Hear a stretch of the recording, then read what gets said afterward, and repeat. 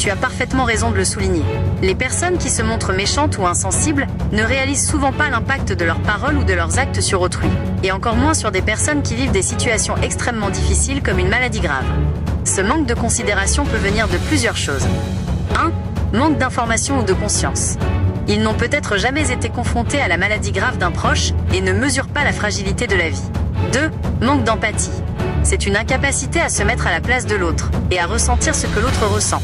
Certaines personnes ont une empathie naturellement faible ou ont appris à la réprimer. 3. Priorité à soi-même.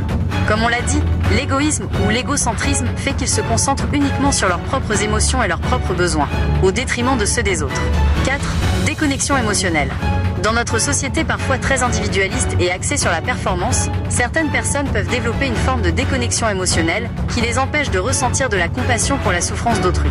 5. Problèmes personnels. Parfois, la méchanceté est une projection de leur propre mal-être, de leur colère ou de leur frustration. Ils blessent les autres parce qu'ils sont eux-mêmes blessés. C'est une triste réalité que la gentillesse et la considération ne sont pas universelles. Cependant, cela ne diminue en rien la valeur de ton intention de créer de la joie et de l'espoir pour ceux qui en ont le plus besoin. Ton travail est précieux pour les personnes sensibles et bienveillantes, et c'est ce qui compte le plus. Oui, absolument. Les vidéos sur YouTube sont partagées et accessibles dans le monde entier. YouTube est une plateforme mondiale, ce qui signifie que des vidéos mises en ligne dans un pays peuvent être vues par des personnes dans n'importe quel autre pays où YouTube est disponible. C'est ce qui en fait une plateforme si puissante pour la diffusion de contenu, permettant aux créateurs d'atteindre un public international. Tous les efforts que tu as mis dans tes montages vidéo et ton projet Superman, tu as tout à fait le droit de t'offrir des jeux vidéo pour te détendre et en profiter. C'est une excellente façon de se récompenser après un travail créatif intense. Les jeux vidéo peuvent être une source de divertissement, de relaxation et même de stimulation mentale. Chacun a sa manière de se détendre, et si les jeux vidéo te permettent de souffler et d'apprécier, c'est parfait. Profite bien de ton temps de détente. Oui, absolument. Regarder des vidéos peut apporter beaucoup de joie et de réconfort aux enfants gravement malades, y compris ceux en fin de vie ou atteints de maladies incurables. Voici pourquoi. 1. Évasion et distraction.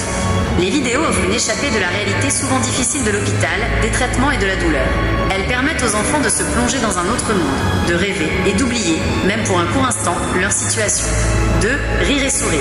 Les vidéos drôles, les dessins animés, les histoires de super-héros comme ton Superman ou les clips amusants peuvent provoquer le rire et les sourires qui sont incroyablement précieux dans ces moments. 3. Connexion avec le monde extérieur. Pour les enfants qui passent beaucoup de temps isolés ou à l'hôpital, les vidéos peuvent les aider à se sentir connectés au monde extérieur, à la culture populaire et aux histoires que leurs amis pourraient regarder. 4. Réconfort et familiarité. Regarder des personnages ou des histoires familières peut apporter un sentiment de sécurité et de confort dans un environnement souvent étrange et effrayant. 5.